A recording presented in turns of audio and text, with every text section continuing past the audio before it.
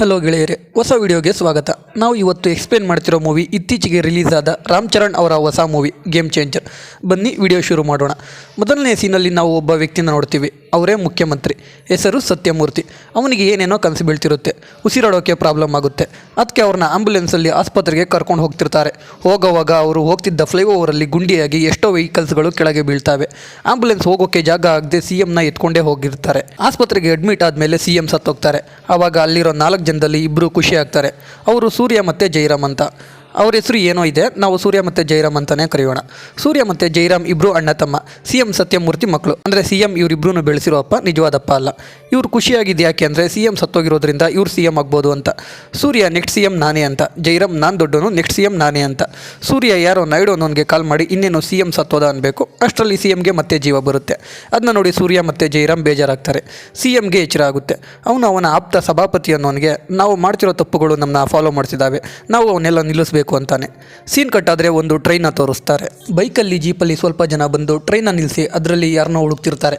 ಅವಾಗ ಒಬ್ಬ ರೌಡಿಗೆ ಕಾಲ್ ಬರುತ್ತೆ. ಕಾಲ್ ಮಾಡಿದವನ ಹೆಸರು ಚೋಟ ಅಂತ. ಅವನು ಎಷ್ಟು ಜನ ಹೋಗಿದ್ದೀರೋ ಅವನ್ನ ಹುಡ್ಕೋಕೆ ಅಂದಾಗ ಆ ರೌಡಿ IAS ಆಫೀಸರ್ ಅಲ್ವಾ, 5 ಜನ ಸಾಕು ಬಿಡು ಅಂತಾನೆ.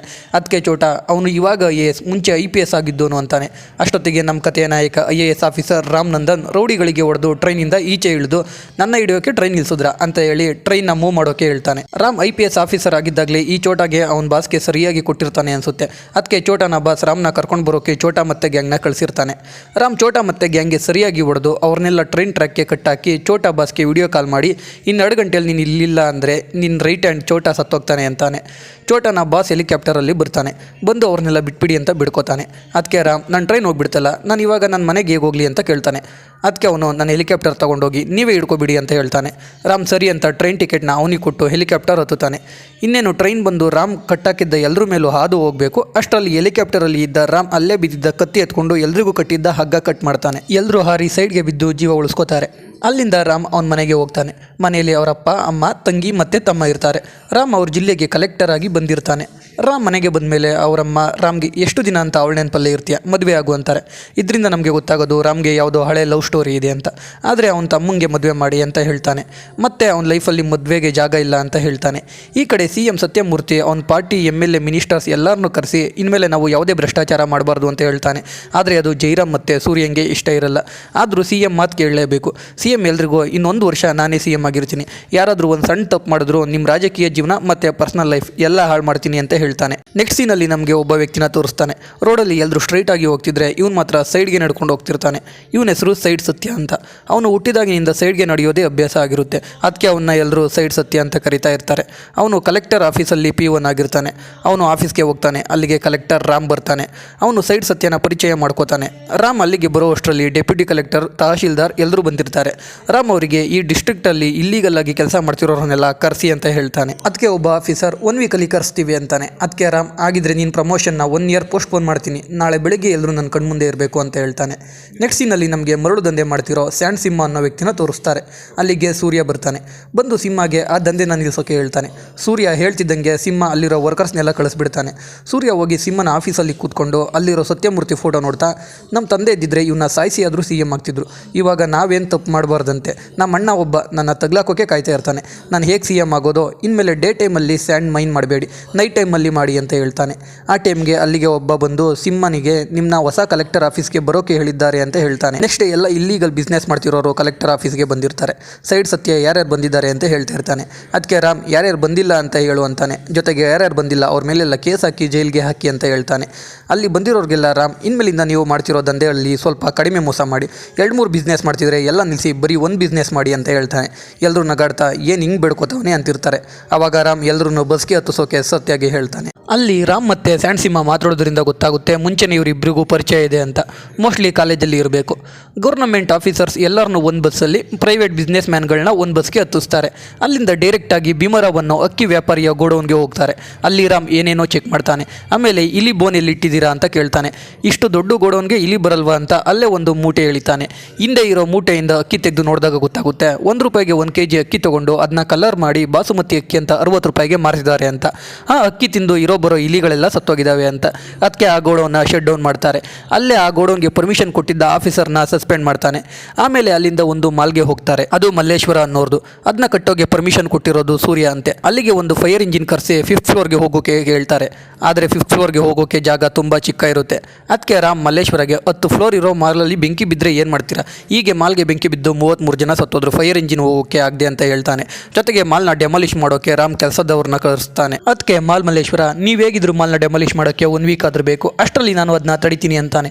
ಆವಾಗ ಒಬ್ಬ ಕೆಲಸದವನು ಬಂದು, ಸರ್ 30 ಸೆಕೆಂಡಲ್ಲಿ ಕೆಲಸ ಮುಗಿಸ್ತೀವಿ ಅಂತಾನೆ. ಆವಾಗ ಮಲ್ಲೇಶ್ವರ, ನೀವು ಮೊದಲೇ ನೋಟಿಸ್ ಕೊಟ್ಟಿದ್ರೆ ನಾನು ಕೋರ್ಟಿಂದ ಸ್ಟೇ ಆರ್ಡರ್ ತರ್ತಿದ್ದೆ ಅಂತಾನೆ. ಅದಕ್ಕೆ ರಾಮ್, ಡಿಸಾಸ್ಟರ್ ಮ್ಯಾನೇಜ್ಮೆಂಟ್ ಆಕ್ಟ್ ಪ್ರಕಾರ ನಾವು ನಿಮಗೆ ಯಾವುದೇ ನೋಟಿಸ್ ಕೊಡದೆ ಮಾಲ್ನ ಡೆಮಾಲಿಷ್ ಮಾಡ್ಬೋದು ಅಂತಾನೆ. ಆವಾಗ ಮತ್ತೆ ಕೆಲಸದವನು ಬಂದು, ಸರ್ ಎಲ್ಲರೂ 200 ಮೀಟರ್ ದೂರ ಹೋದರೆ ನಾವು ಕೆಲಸ ಮುಗಿಸ್ತೀವಿ ಅಂತಾನೆ. ಎಲ್ಲರೂ ದೂರ ಹೋಗಿ ನಿಂತ್ಕೋತಾರೆ. ಬೂಮ್, ಮಾಲ್ ಡೆಮಾಲಿಷ್ ಆಗೋಗುತ್ತೆ. ಮಿಕ್ಕಿದವ್ರನ್ನೆಲ್ಲ ಬಸ್ಗೆ ಹತ್ತಿಸ್ಕೊಂಡು ನೆಕ್ಸ್ಟ್ ಎಲ್ಲಿಗೆ ಹೋಗೋಣ ಅಂತ ಕೇಳ್ತಾನೆ. ಆದರೆ ಎಲ್ಲರೂ ಅವ್ನ ಕಾಲಿಗೆ ಬಿದ್ದು ನಾವೇ ಎಲ್ಲ ಕೆಲಸ ನಿಲ್ಲಿಸ್ಬಿಡ್ತೀವಿ ಅಂತ ಹೇಳ್ತಾರೆ. ನೆಕ್ಸ್ಟ್ ಸೀನಲ್ಲಿ ರಾಮ್ ತಂಗಿದು ಮದುವೆ ಆಗ್ತಿರುತ್ತೆ. ಅಲ್ಲಿ ರಾಮ್ ಅವನ ಫ್ರೆಂಡ್ಸ್ ಜೊತೆ ಕೂತ್ಕೊಂಡು ಕುಡಿತಾ ಇರ್ತಾನೆ. ಅಲ್ಲಿ ಎಲ್ಲರೂ ರಾಮ್ನ ಅವ್ನ ಫ್ಲ್ಯಾಶ್ ಬ್ಯಾಕ್ ಲವ್ ಸ್ಟೋರಿ ಕೇಳೋಕ್ಕೆ ಕೇಳ್ತಾರೆ. ಆವಾಗ ರಾಮ್ ಅವ್ನ ಫ್ಲ್ಯಾಶ್ ಬ್ಯಾಕ್ ಹೇಳೋಕ್ಕೆ ಶುರು ಮಾಡ್ತಾನೆ. ಆ ಫ್ಲ್ಯಾಶ್ ಬ್ಯಾಕಲ್ಲಿ ರಾಮ್ ಇನ್ನೂ ಕಾಲೇಜ್ ಹುಡುಗ. ಒಂದು ಬಂಗ್ಲೆ ಹತ್ರ ಹೋಗಿ ಅಲ್ಲಿ ಗಾಂಜಾ ಬೆಳೀತಿದ್ದ ಇವಾಗಿನ ಸ್ಯಾಂಡ್ ಸಿಂಹ ಗ್ಯಾಂಗ್ಗೆ ಚೆನ್ನಾಗಿ ಹೊಡಿತಾನೆ. ಸಿಂಹ ಮತ್ತು ರಾಮ್ ಇಬ್ಬರು ಒಂದೇ ಕಾಲೇಜಲ್ಲಿ ಓದ್ತಾ ಇರ್ತಾರೆ. ರಾಮ್ಗೆ ತುಂಬ ಕೋಪ ಬರ್ತಾ ಇರುತ್ತೆ. ನೆಕ್ಸ್ಟ್ ಡೇ ಕಾಲೇಜ್ ಕ್ಯಾಂಪಸ್ಸಲ್ಲಿ ಈ ಕಥೆಯ ನಾಯಕಿ ದೀಪಿಕಾ ಅವರ ಅಪ್ಪನ ಜೊತೆ ಸ್ಕೂಟಿಲಿ ಬರ್ತಾ ಇರ್ತಾಳೆ. ಅವರಪ್ಪ ಬೇರೆ ಯಾರು ಅಲ್ಲ, ನಮ್ಮ ಕನ್ನಡದ ಅಚ್ಯುತಣ್ಣ. ಅವ್ರನ್ನ ರಾಮ್ ಅಡ್ಡ ಹಾಕಿ, ಪ್ರೊಫೆಸರ್ KP ನೀವೇ ಅಲ್ವಾ ಅಂತ ಕೇಳಿ, ಹೆಣ್ಮಕ್ಳಿಗೆ ಸೆಕ್ಷುವಲ್ ಹರಾಸ್ಮೆಂಟ್ ಮಾಡ್ತೀಯ ಅಂತ ಚೆನ್ನಾಗಿ ಹೊಡಿತಾನೆ. ಅದನ್ನ ದೀಪಿಕಾ ನಿಲ್ಲಿಸಿ, ಅವರು ನಮ್ಮ ತಂದೆ, ಈ ಕಾಲೇಜಲ್ಲಿ KP ಅನ್ನೋ ಹೆಸರಲ್ಲಿ ಇಬ್ಬರು ಇದ್ದಾರೆ ಅಂತ ಹೇಳ್ತಾಳೆ. ಆವಾಗ ಅಲ್ಲಿದ್ದ ಹುಡುಗರು ಕೂಡ ಈ KP ಸರ್ ಒಳ್ಳೆಯವರು ಅಂತ ಹೇಳ್ತಾರೆ. ಆದರೆ ರಾಮ್ ಆಲ್ರೆಡಿ ದೀಪಿಕಾ ತಂದೆಗೆ ಹೊಡೆದಿದ್ದರಿಂದ ಪೊಲೀಸರಿಗೆ ಕಾಲ್ ಮಾಡಿ ಸೆಲ್ ಒಳಗೆ ಹಾಕಿಸ್ತಾರೆ. ಆ ಕಾಲೇಜ್ನ 5-6 ಜನ ವಿದ್ಯಾರ್ಥಿಗಳು ದೀಪಿಕಾ ಹತ್ರ ಹೋಗಿ ರಾಮ್ನ ಜೈಲಿಂದ ಬಿಡಿಸೋಕೆ ಕೇಳ್ತಾರೆ. ರಾಮ್ KPನ ಹೊಡೆಯೋಕೆ ಕಾರಣ ಅಂದರೆ ಕೆಮಿಸ್ಟ್ರಿ ಕ್ಲಾಸ್ ತಗೊಳ್ತಿದ್ದ ಇನ್ನೊಬ್ಬ KP ಅನ್ನೋ ಟೀಚರ್ ಅವ್ರ ಕ್ಲಾಸ್ನ ಒಂದು ಹುಡುಗಿ ಅವಳು ಪ್ರೀತಿ ಮಾಡ್ತಿದ್ದ ಹುಡುಗನಿಗೆ ಹಗ್ ಮಾಡೋದನ್ನ ನೋಡಿ ಅವಳೊಬ್ಬಳೇ ಕ್ಲಾಸಲ್ಲಿ ಇದ್ದಾಗ ಹರಾಜ್ ಮಾಡಿರ್ತಾನೆ. ಅದಕ್ಕೆ ರಾಮ್ ದೀಪಿಕಾ ತಂದೆನೇ ಇರಬೇಕು ಅಂತ ಮಿಸ್ ಆಗಿ ಹೊಡೆದಿರ್ತಾನೆ. ಅದನ್ನ ಕೇಳಿ ದೀಪಿಕಾ ರಾಮ್ ಮೇಲೆ ಕೊಟ್ಟಿದ್ದ ಕಂಪ್ಲೇಂಟ್ ವಾಪಸ್ ತಗೋತಾಳೆ. ರಾಮ್ ಜೈಲಿಂದ ಬಂದ ಮೇಲೆ ಕೆಮಿಸ್ಟ್ರಿ ಟೀಚರ್ KPಗೆ ಸರಿಯಾಗಿ ಹೊಡಿತಾನೆ. ಅದನ್ನ ದೀಪಿಕಾ ಕೂಡ ನೋಡ್ತಾಳೆ. ರಾಮ್ ಸಂಜೆ ಹೋಗಿ ದೀಪಿಕಾ ಹತ್ರ ಸಾರಿ ಕೇಳಿ ಫ್ಲರ್ಟ್ ಮಾಡೋಕೆ ಶುರು ಮಾಡ್ತಾನೆ. ದೀಪಿಕಾಗೆ ರಾಮ್ ಅವಳನ್ನ ಲವ್ ಮಾಡ್ತಿದ್ದಾನೆ ಅಂತ ಗೊತ್ತಾಗಿ, ನನಗೆ ಕೋಪ ಮಾಡ್ಕೊಳ್ಳೋ ಹುಡುಗರು ಕಂಡ್ರೆ ಇಷ್ಟ ಆಗಲ್ಲ ಅಂತ ಹೇಳ್ತಾಳೆ. ಅದಕ್ಕೆ ರಾಮ್, ಆಗಿದ್ರೆ ನಾನು ಇನ್ಮೇಲೆ ಕೋಪ ಮಾಡ್ಕೊಳ್ಳೋದೇ ಬಿಟ್ಬಿಡ್ತೀನಿ ಅಂತಾನೆ. ಆವಾಗ ಅದೇ ದಾರಿಯಲ್ಲಿ ವೆನಿಲ್ಲಾ ಕಿಶೋರ್ ಕಾಮಿಡಿಯನ್ ಬರ್ತಾ ಇರ್ತಾನೆ. ಅವನು ದೀಪಿಕಾನ ತಿನ್ನೋ ಥರ ನೋಡ್ತಾ ಇರ್ತಾನೆ. ಅಷ್ಟೇ, ರಾಮ್ ಕೋಪ ಮಾಡಿಕೊಂಡು ಅವನಿಗೆ ಹೊಡಿತಾನೆ. ಅಷ್ಟರಲ್ಲಿ ಅಲ್ಲಿಗೆ ಪೊಲೀಸರು ಬರ್ತಾರೆ. ಆವಾಗ ಕಿಶೋರ್, ನಾನು ಅವಳನ್ನ ನೋಡಿದ್ದು ಅಷ್ಟೇ, ಸ್ಟಾಕ್ ಎಲ್ಲ ಮಾಡಿಲ್ಲ ಅಂತ ಹೇಳ್ತಾನೆ. ಅದಕ್ಕೆ ಪೊಲೀಸರು ಕಿಶೋರ್ನ ಬಿಟ್ಟು ಕಳಿಸ್ತಾರೆ. ರಾಮ್ ಕೋಪನ ಕಂಟ್ರೋಲ್ ಮಾಡೋಕೆ ಟ್ರೈ ಮಾಡ್ತಾ ಇರ್ತಾನೆ. ಒಂದಿನ ರೋಡಲ್ಲಿ ಪೊಲೀಸರು ರಾಮ್ ಗಾಡಿ ಹಿಡಿದು ಲೆಫ್ಟ್ ಟರ್ನ್ ತಗೊಳ್ಳೋ ಆಗಿಲ್ಲ, ಇಲ್ಲಿ ಫೈನ್ ಕಟ್ಟು ಅಂತಾರೆ. ಆದರೆ ಲೆಫ್ಟ್ ಟರ್ನ್ ತಗೊಳ್ಳೋ ಆಗಿಲ್ಲ ಅನ್ನೋ ಬೋರ್ಡ್ ಕೆಳಗೆ ಬಿದ್ದಿರುತ್ತೆ. ಅದು ಕಾಣದೆ ರಾಮ್ ಲೆಫ್ಟ್ ಟರ್ನ್ ತಗೊಂಡಿರ್ತಾನೆ. ರಾಮ್ ಫೈನ್ ಕಟ್ಟಲ್ಲ ಅಂತ, ಪೊಲೀಸ್ ಬಿಡಲ್ಲ ಅಂತ. ರಾಮ್ಗೆ ಕೋಪ ಒಂದು, ಇನ್ನೇನು ಪೊಲೀಸರಿಗೆ ಹೊಡಿಬೇಕು. ಡ್ಯಾನ್ಸ್ ಮಾಡೋಕ್ಕೆ ಶುರು ಮಾಡ್ತಾನೆ. ಕೋಪ ಕಡಿಮೆ ಮಾಡ್ಕೊಳ್ಳೋಕ್ಕೆ ಡ್ಯಾನ್ಸ್ ಮಾಡಬೇಕು ಅಂತ ದೀಪಿಕಾ ಹೇಳಿರ್ತಾಳೆ. ಅದಕ್ಕೆ ಅಣ್ತಮ್ಮ ರೋಡಲ್ಲೇ ಡ್ಯಾನ್ಸ್ ಮಾಡೋಕ್ಕೆ ಶುರು ಮಾಡ್ತಾನೆ. ಅದನ್ನ ದೀಪಿಕಾ ನೋಡಿ ಖುಷಿ ಆಗ್ತಾಳೆ. ರಾಮ್ಗೆ ದೀಪಿಕಾ ಲವ್ವಲ್ಲಿ ಬಿದ್ಲು ಅನಿಸುತ್ತೆ. ನೆಕ್ಸ್ಟ್ ಡೇ ದೀಪಿಕಾ ಮತ್ತು ರಾಮ್ ಮಾತಾಡಿಕೊಂಡು ಬರುವಾಗ ಸ್ಯಾಂಡ್ ಸಿಂಹ ರಾಮ್ನ ರೇಗಿಸ್ತಾ ಇರ್ತಾನೆ. ರಾಮ್ ಹೊಡಿಬೇಕು ಅಂದ್ಕೊಂಡ್ರು ದೀಪಿಕಾ ಇರ್ತಾಳಲ್ಲ, ಅದಕ್ಕೆ ಕೋಪನೇ ಬಂದಿಲ್ಲ ಅನ್ನೋ ಥರ ಇರ್ತಾನೆ. ದೀಪಿಕಾನ ಆಟೋ ಹತ್ತಿಸಿ ರಾಮ್ ವಾಪಸ್ ಬಂದು ಸಿಂಹನ ಗ್ಯಾಂಗ್ಗೆ ಕಾಲೇಜ್ ಪೂರ ಅಟ್ಟಾಡ್ಸ್ಕೊಂಡು ಹೊಡಿತಾನೆ. ಅದನ್ನ ದೀಪಿಕಾ ನೋಡಿಬಿಡ್ತಾಳೆ. ಅಲ್ಲ ಗುರು, ಆಟೋ ಹೊತ್ಕೊಂಡು ಹೋದವಳು ಮತ್ತೆ ವಾಪಸ್ ಯಾಕೆ ಬಂದ್ಲೋ ಗೊತ್ತಿಲ್ಲ. ರಾಮ್ ಹೊಡಿತಿರೋದನ್ನ ನೋಡಿ ರಾಮ್ನ ಒಂದು ಜಾಗಕ್ಕೆ ಕರ್ಕೊಂಡೋಗಿ ಅವನಿಗೆ, ನಿನ್ನ ಕೋಪನ ಸರಿಯಾದವ್ರ ಮೇಲೆ ಪ್ರಯೋಗ ಮಾಡಬೇಕು ಅಂದರೆ ನೀನು IAS ಆಫೀಸರ್ ಆಗು ಅಂತಾಳೆ. ಅದಕ್ಕೆ ರಾಮ್ IPS ಆಗಿಬಿಡ್ಲಾ ಅಂತಾನೆ. ಅದಕ್ಕೆ ದೀಪಿಕಾ, ನೀನು IPS ಆದರೆ ನಿಂಗಿರೋ ಕೋಪಕ್ಕೆ ಎಲ್ಲರೂ ಎನ್ಕೌಂಟರ್ ಮಾಡಿಬಿಡ್ತೀಯ, ನೀನು IAS ಆಗು, IPS ಆದರೆ ನನಗೆ ನಿನ್ನ ಮುಖ ತೋರಿಸ್ಬೇಡ ಅಂತ ಹೇಳ್ತಾಳೆ. ಆದರೆ ರಾಮ್ IPS ಆಗ್ತಾನೆ. ಎಷ್ಟೋ ಸಲ ಎಕ್ಸಾಮ್ ಬರೆದು ಇವಾಗ IAS ಆಗಿರ್ತಾನೆ. ಆದರೆ ದೀಪಿಕಾನ ನೋಡೋಕ್ಕೆ ಹೋದಾಗ ಅವ್ರ ಮನೆ ಖಾಲಿ ಮಾಡ್ಕೊಂಡು ಎಲ್ಲಿಗೋ ಹೋಗಿರ್ತಾರೆ. ಇದನ್ನೆಲ್ಲ ರಾಮ್ ಅವನ ಫ್ರೆಂಡ್ಸ್ಗೆ ಹೇಳ್ತಾನೆ. ಅವಾಗ ಒಬ್ಬ ಫ್ರೆಂಡ್, ದೀಪಿಕಾ ನಂಗೆ ಗೊತ್ತು, ನಮ್ಮ ಫಾರ್ಮಾ ಕಾಲೇಜಲ್ಲಿ ಟೀಚರ್ ಆಗಿದ್ಲು ಅಂತ ಹೇಳಿ ಫುಲ್ ಟೈಟ್ ಆಗಿದ್ದರಿಂದ ಅಲ್ಲೇ ಮಲಿಕೋಬಿಡ್ತಾನೆ. ರಾಮ್ ಸ್ಯಾಂಡ್ ಸಿಂಹ ಮರಳು ದಂಧೆ ಮಾಡ್ತಿದ್ದ ಜಾಗಕ್ಕೆ ಹೋಗಿ ಸ್ವಲ್ಪ ದೂರದಲ್ಲಿ ಕಾರ್ ನಿಲ್ಲಿಸ್ಕೊಂಡು ನಿಂತ್ಕೋತಾನೆ. ಅದನ್ನ ನೋಡಿ ಸಿಂಹ ಎಲ್ಲ JCB ಲಾರಿಗಳಿಗೆ ಅವನ ಹತ್ರ ಬಂದರೆ ಗುದ್ದಿ ಸಾಯಿಸಿ ಅಂತ ಹೇಳ್ತಾನೆ. ಎಲ್ಲ ಗಾಡಿನ ಸ್ಟಾರ್ಟ್ ಮಾಡ್ಕೊಂಡು ನಿಂತ್ಕೋತಾರೆ. ಅವತ್ತು ನೈಟ್ ಪೂರ್ತಿ ಅವರು ಒಂದು ಇಡೀ ಮರಳನ್ನು ಕೂಡ ತೆಗೆಯಲ್ಲ. ಬೆಳಗ್ಗೆ ಕೂಲಿಯವರೆಲ್ಲ ವಾಪಸ್ ಹೋಗೋಕ್ಕೆ ಲಾರಿ ಹತ್ತುತ್ತಾರೆ. ರಾಮ್ ಪ್ಲಾನ್ ಪ್ರಕಾರ ಲಾರಿ ಪೊಲೀಸ್ ಸ್ಟೇಷನ್ಗೆ ಹೋಗುತ್ತೆ. ಅವ್ರನ್ನ ಬಿಡಿಸೋಕೆ ಸಿಂಹ ಸೂರ್ಯನ ಹತ್ರ ಬರ್ತಾನೆ. ಆದರೆ ಲಾಯರ್ ಒಬ್ಬೊಬ್ರಿಗೂ 10 ಲಕ್ಷ ಆಗುತ್ತೆ ಅಂತಾರೆ. ಅದಕ್ಕೆ ಸೂರ್ಯ ಸಿಂಹನಿಗೆ ಬೇರೆ ಕಡೆಯಿಂದ ಕೆಲಸದವ್ರನ್ನ ಕರೆಸು ಅಂತ ಹೇಳ್ತಾನೆ. ಈ ಕಡೆ ರಾಮ್ ಫ್ರೆಂಡ್ ನಶೆ ಎಲ್ಲ ಇಳಿದ ಮೇಲೆ ದೀಪಿಕಾ ಇರೋ ಲೊಕೇಶನ್ ಹೇಳ್ತಾನೆ. ಅದು ಒಂದು ಆಶ್ರಮ. ಅಲ್ಲಿಗೆ ರಾಮ್ ಹೋಗ್ತಾನೆ. ಸತ್ಯ ಹೋಗಿ ದೀಪಿಕಾಗೆ IAS ರಾಮ್ ಬಂದಿದ್ದಾನೆ ಅಂತ ಹೇಳ್ತಾನೆ. ಅದನ್ನ ಕೇಳಿ ದೀಪಿಕಾ ಖುಷಿಯಾಗಿ ಒಳಗಡೆ ಬರೋಕೆ ಹೇಳು ಅಂತಾಳೆ. ಆದರೆ ರಾಮ್ ಅವಳನ್ನೇ ಬರೋಕೆ ಹೇಳು ಅಂತಾನೆ. ಅವಳು ಅವನ್ನ ಬಾ ಅಂತಾಳೆ. ಕಡೆಗೆ ರಾಮ್ ಅಲ್ಲಿಂದ ವಾಪಸ್ ಹೋಗುವಾಗ ದೀಪಿಕಾನೇ ಈಚೆ ಬರ್ತಾಳೆ. ಬಂದು ಬಾ ಒಳಗಡೆ ಕೂತ್ಕೊಂಡು ಮಾತಾಡೋಣ ಅಂತಾಳೆ. ಆದರೆ ರಾಮ್ ಹೋಗಲ್ಲ. ಅದಕ್ಕೆ ಅವಳು ಬೇಜಾರು ಮಾಡಿಕೊಂಡು ವಾಪಸ್ ಹೋಗುವಾಗ ಅಲ್ಲಿಗೆ ವಿಜಯನಗರ ಡಿಸ್ಟ್ರಿಕ್ಟ್ ಕಲೆಕ್ಟರ್ ಬಂದು ರಾಮ್ಗೆ ಬೇರೆ ಡಿಸ್ಟ್ರಿಕ್ಟ್ DC ಇನ್ನೊಂದು ಡಿಸ್ಟ್ರಿಕ್ಗೆ ಹೋಗುವಾಗ ಚೀಫ್ ಸೆಕ್ರೆಟರಿ ಹತ್ರ ಪರ್ಮಿಷನ್ ತೊಗೋಬೇಕು, ನೀನು ತಂದಿಲ್ಲ, ನಿನ್ನ ಡಿಸ್ಮಿಸ್ ಮಾಡ್ತಿದ್ದೀನಿ ಅಂತಾನೆ. ಆದರೆ ರಾಮ್ ವಿಜಯನಗರ ಡಿಸ್ಟ್ರಿಕ್ಕಿಂದ ಇನ್ನೂ 2 ಸ್ಟೆಪ್ಸ್ ಹಿಂದೆ ಇರ್ತಾನೆ. ಇವಾಗ ದೀಪಿಕಾಗೆ ಯಾಕೆ ರಾಮ್ ಒಳಗಡೆ ಬರಲಿಲ್ಲ ಅಂತ ಗೊತ್ತಾಗುತ್ತೆ. ವಾಪಸ್ ಬಂದು ರಾಮ್ನ ತಪ್ಕೋತಾಳೆ. ಈ ಕಡೆ ಸಿಂಹ ಸೂರ್ಯನ ಹತ್ರ ಬಂದು ಬೇರೆ ಕಡೆಯಿಂದ ಯಾರೂ ಕೆಲಸಕ್ಕೆ ಬರ್ತಿಲ್ಲ, ಇದಕ್ಕೆಲ್ಲ ರಾಮೇ ಕಾರಣ ಅಂತಾನೆ. ಅದಕ್ಕೆ ಸೂರ್ಯ ಕಲೆಕ್ಟರ್ ಆಫೀಸ್ಗೆ ಕಾಲ್ ಮಾಡಿ ರಾಮ್ನ ಬರೋಕ್ಕೆ ಹೇಳ್ತಾನೆ. ಆದರೆ ಸೈಡ್ ಸತ್ಯ ಸರ್ ಮೀಟಿಂಗಲ್ಲಿದ್ದಾರೆ, ನೀವೇ ಬನ್ನಿ ಅಂತಾನೆ. ಸೂರ್ಯ ಆಫೀಸ್ಗೆ ಬರ್ತಾನೆ. ಡೈರೆಕ್ಟ್ ರಾಮ್ ಹತ್ರ ಹೋಗಿ ಮಾತಾಡ್ತಾ ಇರ್ತಾನೆ. ಆವಾಗ ರಾಮ್ ನಾನು ಬ್ಯುಸಿ ಇದ್ದೀನಿ, ಈಚೆ ಕೂತ್ಕೊಳ್ಳಿ, ಇಲ್ಲ ನಿಮ್ಮ ಮೇಲೆ ಕೇಸ್ ಹಾಕಿದ್ರೆ ನಿಮ್ಮ ಪದವಿ ಕಳ್ಕೋಬೇಕಾಗುತ್ತೆ ಅಂತಾನೆ. ಸೂರ್ಯ ಹೋಗಿ ಈಚೆ ಕೂತ್ಕೋತಾನೆ. ಸಂಜೆ 5 ಗಂಟೆಗೆ ಒಳಗಡೆ ಕರೀತಾರೆ. ಸೂರ್ಯ ಹೋಗಿ ರಾಮ್ಗೆ ನೀನೊಬ್ಬ ಆಫ್ಟರ್ ಆಲ್ DC, ನಾನು MLA ಅಂತ ಎಗರಾಡ್ತಾ ಇರ್ತಾನೆ. ಅದಕ್ಕೆ ರಾಮ್ DC ಅಂದರೆ ಏನು ಅಂತ ಹೇಳ್ತಾನೆ. ಜೊತೆಗೆ MLA ಪಕ್ಕ ಒಬ್ಬ AS ಆಫೀಸರ್ ಇದ್ರೇನೆ MLAಗೆ ವ್ಯಾಲ್ಯೂ ಅಂತ ಹೇಳಿ ಅಲ್ಲಿಂದ ಹೋಗ್ತಾನೆ. ಈ ಸಲ ಚೀಫ್ ಸೆಕ್ರೆಟರಿ ಹತ್ರ ಪರ್ಮಿಷನ್ ತಗೊಂಡು ದೀಪಿಕಾ ಆಶ್ರಮಕ್ಕೆ ಹೋಗ್ತಾನೆ. ಅಲ್ಲಿ ಅವನು ಪಾರ್ವತಿಯನ್ನು ಹೆಂಗಸು ಪಿಟಿಷನ್ ಬರಿತಾ ಇರೋದು ನೋಡ್ತಾನೆ. ಅವಾಗ ಅದನ್ನ ನೋಡಿ ರಾಮ್ ಈ ಪಿಟಿಷನ್ ಎಲ್ಲ ಸೆನ್ಸಿಬಲ್ ಆಗಿದ್ದಾವೆ ಅಂತಾನೆ. ಅವಳಿಗೆ ನಡೆದಿರೋ ಯಾವುದೋ ಒಂದು ಶಾಕಿಂದ ಸೆಂಟ್ರಲ್ ನರ್ವಸ್ ಸಿಸ್ಟಮ್ ಡ್ಯಾಮೇಜ್ ಆಗಿ ಯಾರನ್ನೂ ಸ್ಟ್ರೈಟ್ ಆಗಿ ನೋಡೋಕ್ಕಾಗ್ತಿರಲ್ಲ. ಅಲ್ಲಿ ರಾಮ್ಗೆ ಪಾರ್ವತಿ ವಿಶ್ವಾಸ್ ಡೈರಿ ಬಗ್ಗೆ ಪಿಟಿಷನ್ ಬರೆದಿರೋದನ್ನ ನೋಡ್ತಾನೆ. ಅದನ್ನ ನೋಡಿ ಈ ಡೈರಿ ಫಂಕ್ಷನ್ಗೆ CM ಬರೆದಿದ್ದಾರೆ, ಅದ್ರ ಪ್ರೋಟೋಕಾಲ್ಸ್ನ ನಾನೇ ನೋಡ್ಕೊಳ್ತಾ ಇರೋದು ಅಂತಾನೆ. ಅದಕ್ಕೆ ಪಾರ್ವತಿ ಅಲ್ಲಿಗೆ ನನ್ನ ಕರ್ಕೊಂಡೋಗು ಅಂತಾಳೆ. ಮಾರ್ದಿನ ಫಂಕ್ಷನಲ್ಲಿ CM ಆ ಡೈರಿಗೆ ಸ್ಯಾಂಡ್ ಸಿಂಹನ ಹೆಡ್ ಆಗಿ ನೇಮಕ ಮಾಡ್ತಿದ್ದೀನಿ ಅಂತ ಹೇಳೋವಾಗ ಪಾರ್ವತಿ ಎದ್ದು ನಿಂತು ಅವನು ಮರಳು ದಂಧೆ ಮಾಡ್ತಿದ್ದಾನೆ ಅಂತ ಎಷ್ಟು ಸಲ ಪಿಟಿಷನ್ ಬರೆದಿದ್ದೀನಿ, ಒಂದಕ್ಕಾದ್ರೂ ಆನ್ಸರ್ ಮಾಡಿದ್ಯಾ ಅಂತ ಏಕವಚನದಲ್ಲೇ CMನ ಕೇಳ್ತಾಳೆ. ಆದರೆ CM ಪಾರ್ವತಿನ ಸ್ಟೇಜ್ ಮೇಲೆ ಕರ್ಕೊಂಡು ಬರೋಕೆ ಹೇಳ್ತಾನೆ. ದೀಪಿಕಾ ಮತ್ತೆ ರಾಮ್ ಕರ್ಕೊಂಡು ಬರ್ತಾರೆ. ಅವನಿಗೆ ರಾಮ್ ಮತ್ತೆ ಪಾರ್ವತಿ ನೋಡಿ ಏನೋ ಹಳೆಯ ಕತೆ ನೆನಪಾಗುತ್ತೆ. ಪಾರ್ವತಿ ಸ್ಟೇಜ್ ಮೇಲೆ ಬಂದು CM ಹತ್ರ ಆರಾಮಾಗಿದ್ಯಾ ಸತ್ಯ ಅಂತ ಕೇಳ್ತಾಳೆ. ಇವಳು ಇಷ್ಟು ಕ್ಯಾಶುಯಲ್ ಆಗಿ ಕೇಳ್ತಿರೋದು ನೋಡಿದ್ರೆ ಇವಳಿಗೆ ಸತ್ಯ ಮುಂಚೆಯಿಂದಾನೇ ಗೊತ್ತು ಅನ್ಸುತ್ತೆ. ಆಮೇಲೆ ಸಿಂಹ ಹಾಲಿಗೆ ಬೇಕಿಂಗ್ ಸೋಡಾ ಬೆರೆಸಿ ಮಾರ್ತಾ ಇದ್ದಾನೆ, ಅವನ್ನ ಹೆಡ್ ಮಾಡ್ತಿದ್ದೀರಲ್ಲ ಅಂದಾಗ ಸೂರ್ಯ ಅದೆಲ್ಲ ಸುಳ್ಳು ಅಂತ ಹೇಳ್ತಾನೆ. CM ಸತ್ಯಮೂರ್ತಿ ರಾಮ್ನ ಕೇಳ್ತಾರೆ. ರಾಮ್ ಮಿಲ್ಕ್ನ ಲ್ಯಾಬಲ್ಲಿ ಟೆಸ್ಟ್ ಮಾಡಿಸಿ ತಂದಿರೋ ಪೇಪರ್ ತೋರಿಸಿ ನಿಜ ಅಂತ ಹೇಳ್ತಾನೆ. ಸೂರ್ಯ ಸುಮ್ಮನಿರದೆ ಬಂದು ರಾಮ್ನ ತಳ್ತಾನೆ. ರಾಮ್ ಆವಾಗಲೂ ಸುಮ್ಮನೆ ಇರ್ತಾನೆ. ಆದರೆ ಸೂರ್ಯ ದೀಪಿಕಾ ಮತ್ತೆ ಪಾರ್ವತಿನ ತಳ್ಳಿಬಿಡ್ತಾನೆ. ಅದನ್ನ ನೋಡಿ ರಾಮ್ ಸ್ಟೇಜ್ ಮೇಲೆ ಏನಿಗೆ ಹೊಡಿತಾನೆ. ಒಬ್ಬ ಮಿನಿಸ್ಟರ್ಗೆ ಹೊಡೆದಿದ್ದಕ್ಕೆ ಪೊಲೀಸರು ರಾಮ್ನ ಅರೆಸ್ಟ್ ಮಾಡೋಕ್ಕೆ ಬರ್ತಾರೆ. ಆದರೆ CM ಸೂರ್ಯನ ಕೈಲಿ ರಾಮ್ಗೆ ಕ್ಷಮೆ ಕೇಳಿಸ್ತಾರೆ. ಆಮೇಲೆ CM ಅಲ್ಲಿಂದ ಹೋಗುವಾಗ ಏನೋ ಪ್ರಾಬ್ಲಮ್ ಆಗಿ ಅಲ್ಲೇ ಕೆಳಗೆ ಬೀಳ್ತಾರೆ. ಅವ್ರನ್ನ ಹಾಸ್ಪಿಟಲ್ಗೆ ಸೇರಿಸ್ತಾರೆ. ಆಮೇಲೆ ರಾಮ್ನ ಸಸ್ಪೆಂಡ್ ಮಾಡ್ತಾರೆ. CM ಹತ್ರ ಸೂರ್ಯ ಬರ್ತಾನೆ. CM ಸೂರ್ಯನ ಅವ್ರ ಪಾರ್ಟಿಯಿಂದ ತೆಗೆದಾಕಿರ್ತಾನೆ. ಅದನ್ನ ಕೇಳಿ ಸೂರ್ಯಂಗೆ ಕೋಪ ಬಂದು CM ಎದೆಗೆ ಹೊಡೆದು ಸಾಯಿಸ್ಬಿಡ್ತಾನೆ. ಆಮೇಲೆ ಎಲ್ಲರೂ ಅಲ್ಲಿಗೆ ಬರ್ತಾರೆ. ವಿಷಯ ಪಬ್ಲಿಕ್ಗೆ ಹೇಳೋಣ ಅಂತ ಡಾಕ್ಟರ್ ಕೇಳಿದಾಗ ನೆಕ್ಸ್ಟ್ CM ಯಾರು ಅಂತ ಡಿಸೈಡ್ ಮಾಡಿದ್ಮೇಲೆ ಪಬ್ಲಿಕ್ಗೆ CM ಸತ್ತಿರೋ ವಿಚಾರ ಹೇಳಬೇಕು ಅಂತ ಸೂರ್ಯ ಮತ್ತೆ ಅವರನ್ನ ಜೈರಾಮ್ ಹೇಳ್ತಾರೆ. ಸರಿ ಅಂತ ಮೀಟಿಂಗ್ಗೆ ಕೂರ್ತಾರೆ. ಅಲ್ಲಿ CMನ ಆಪ್ತ ಸಭಾಪತಿ ಪಾರ್ಟಿನ ಜೈರಾಮ ನೋಡ್ಕೊಳ್ಳಿ, ಗೌರ್ನಮೆಂಟ್ನ ಸೂರ್ಯ ನೋಡ್ಕೊಳ್ಳಿ ಅಂತಾನೆ. ಅದಕ್ಕೆ ಜೈರಾಮ್ ನಾನೇ CM ಆಗಬೇಕು ಅಂತ ಕೂಗ್ತಾ ಇರ್ತಾನೆ. ಆವಾಗ ಜೈರಾಮ್ ಹತ್ರ ಒಬ್ಬ ಬಂದು CM ಸತ್ತಿದ್ದು ಆಕಸ್ಮಿಕ ಅಲ್ವಂತೆ, ಸೂರ್ಯನೇ ಸಾಯಿಸಿರೋದಂತೆ ಅಂತ ಹೇಳ್ತಾನೆ. ಅದನ್ನ ಕೇಳಿ ಜೈರಾಮ್ಗೆ ಭಯ ಆಗಿ ಸೂರ್ಯನೇ CM ಆಗಲಿ ಅಂತ ಒಪ್ಕೊಳ್ತಾನೆ. ಕಡೆಗೆ ಪಬ್ಲಿಕ್ಗೆ CM ಸತ್ತಿರೋ ವಿಚಾರ ಗೊತ್ತಾಗುತ್ತೆ. ಎಲ್ಲರೂ CM ಮನೆ ಮುಂದೆ ಸೇರಿರ್ತಾರೆ. ಸೂರ್ಯ ರಾಮ್ನ ಸಾಯಿಸೋಕೆ ಒಂದು ಪ್ಲಾನ್ ಮಾಡ್ತಾನೆ. CM ಸತ್ತಿದ್ದ ದಿನಾನೇ ರಾಮ್ ಮತ್ತು ದೀಪಿಕಾ ಮದುವೆ ಇರುತ್ತೆ. ಆ ಮದುವೆ ನಡೆಯೋ ಏರಿಯಾದಲ್ಲಿ ಸೂರ್ಯನೇ ಗಲಾಟೆ ಶುರು ಮಾಡಿಸ್ತಾನೆ. ರಾಮ್ ಮದುವೆ ಮನೆಗೆ ಹೋಗುವಾಗ ಮಿನಿಸ್ಟರ್ ಮೇಲೆ ಕೈ ಮಾಡಿದ್ದಕ್ಕೆ ಪೊಲೀಸರು ಬಂದು ರಾಮ್ನ ಅರೆಸ್ಟ್ ಮಾಡ್ತಾರೆ. ರಾಮ್ ಕೈಗೆ ಬೇಡಿ ಹಾಕಿ ಗಲಾಟೆ ನಡೀತಿರೋ ಜಾಗಕ್ಕೆ ಬಂದು ಬಸ್ಸಿಂದ ರಾಮ್ನ ಇಳಿಸಿ ಬಸ್ ಕಂಬಿಗೆ ರಾಮ್ನ ಸೇರಿಸಿ ಬೇಡಿ ಹಾಕಿ ಅಲ್ಲಿಂದ ಪೊಲೀಸರು ಹೋಗ್ಬಿಡ್ತಾರೆ. ಅಲ್ಲಿಗೆ ಸ್ಯಾಂಡ್ ಸಿಂಹ ಮತ್ತೆ ಅವನ ಗ್ಯಾಂಗ್ ಬರುತ್ತೆ.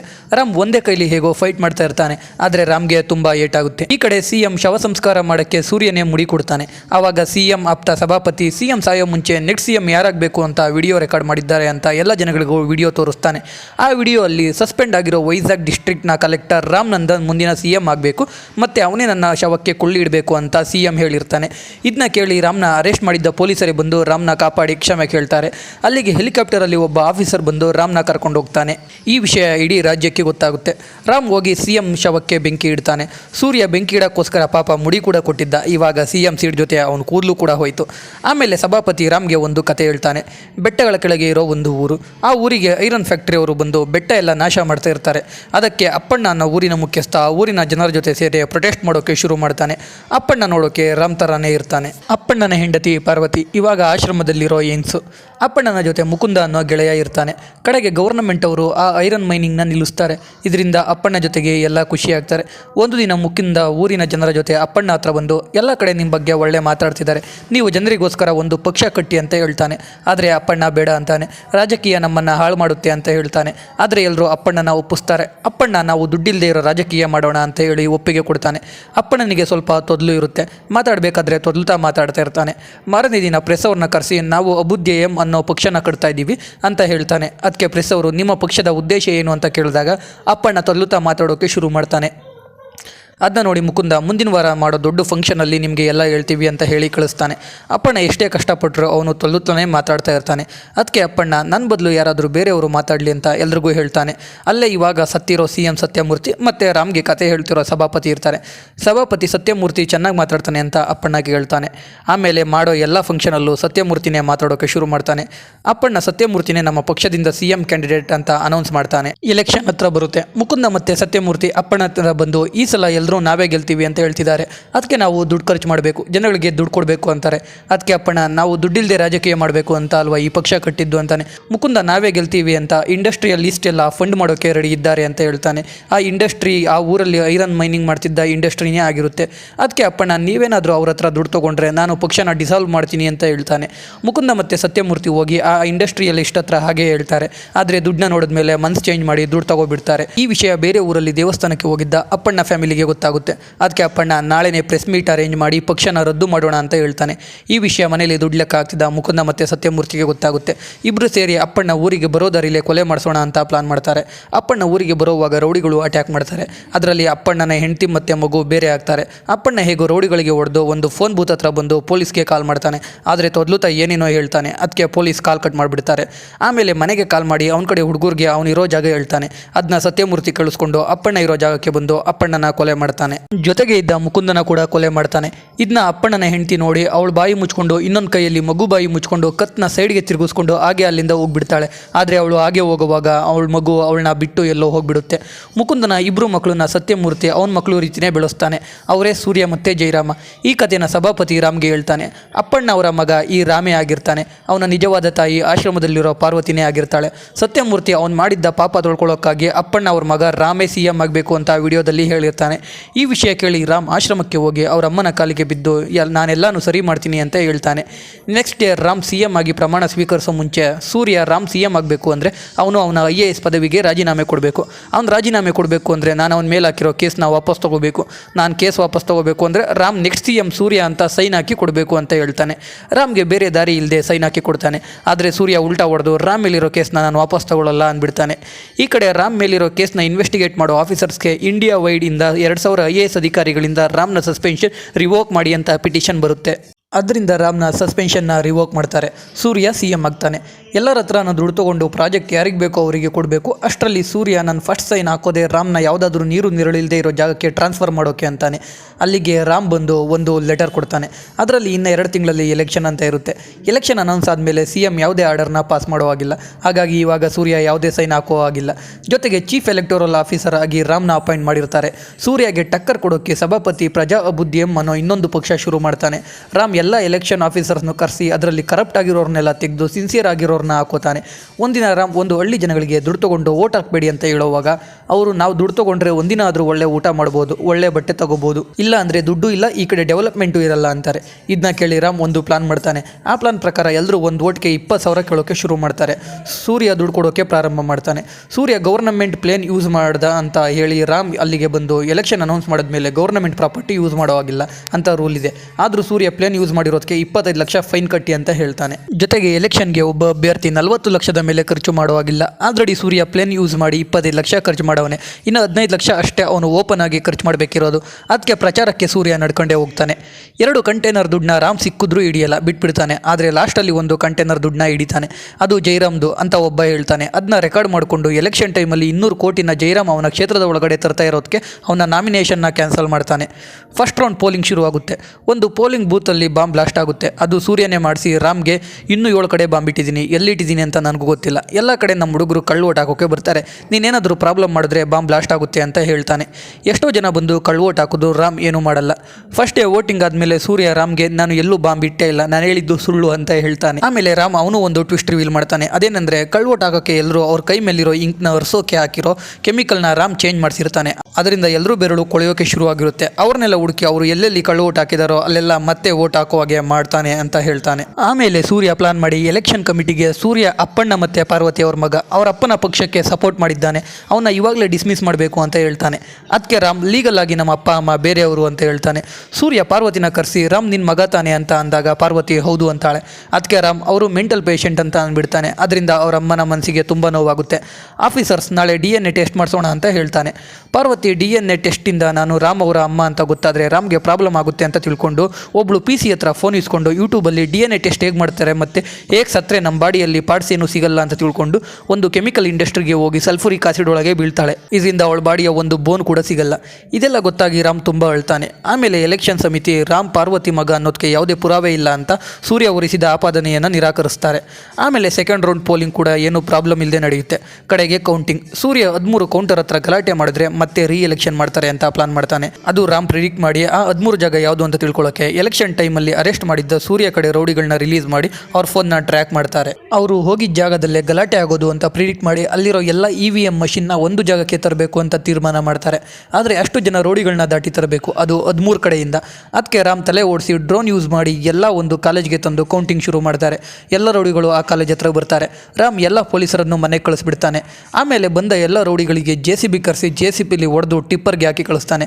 ಇದನ್ನೆಲ್ಲ ನೋಡಿ ನಾನು ನಗಬೇಕು ಅಳಬೇಕು ಒಂದೂ ಗೊತ್ತಾಗ್ತಿಲ್ಲ. ಆಮೇಲೆ ಸ್ಯಾಂಡ್ ಸಿಂಹಗೂ ರಾಮ್ಗೂ ಫೈಟು. ಕಡೆಗೆ ಸೂರ್ಯನೇ ಬರ್ತಾನೆ. ರಾಮ್ಗೂ ಸೂರ್ಯಂಗೂ ಫೈಟು. ಸೂರ್ಯ ರಾಮ್ಗೆ ಚೆನ್ನಾಗಿ ಹೊಡಿತಾನೆ. ಆಮೇಲೆ ರಾಮ್ ಅವ್ರ ಅಮ್ಮನ ನೆನೆಸ್ಕೊಂಡು ಸೂರ್ಯಂಗೆ ಚೆನ್ನಾಗಿ ಹೊಡಿತಾನೆ. ಕಡೆಗೆ ಎಲ್ಲ ಸುಖಾಂತಿ ಆಗುತ್ತೆ. ಸಭಾಪತಿಯ ಪ್ರಜಾಬುದ್ಧಿಯಂ ಪಾರ್ಟಿ ಗೆಲ್ಲುತ್ತೆ. ರಾಮ್ IASಗೆ ರಾಜೀನಾಮೆ ಕೊಟ್ಟು ಪ್ರಜಾಬುದ್ಧಿಯಂ ಪಾರ್ಟಿ ಕಡೆಯಿಂದ ಸ್ಟೇಟ್ಗೆ CM ಆಗ್ತಾನೆ. ಇಲ್ಲಿಗೆ 2.5 ಗಂಟೆ ರೋದನೆ ಮುಗೀತು. ಯಾರಾದರೂ ಆಲ್ರೆಡಿ ಮೂವಿ ನೋಡಿ ಎಕ್ಸ್ಪ್ಲನೇಷನ್ ಕೇಳ್ತಿದ್ರೆ ನಿಮ್ಮ ಮೂವಿ ನೋಡಿದ ಅನುಭವ ತಿಳಿಸಿ. ನನಗಂತೂ ಇಷ್ಟ ಆಗಲಿಲ್ಲ ಅಂದರೂ ಎಕ್ಸ್ಪ್ಲೇನ್ ಯಾಕೆ ಮಾಡಿದ್ದೀಯಾ ಅಂತ ಕೇಳಬೇಡಿ. 3 ಅವರ್ ನೋಡೋಕೆ ವೇಸ್ಟ್ ಮಾಡಿದ್ದೆ.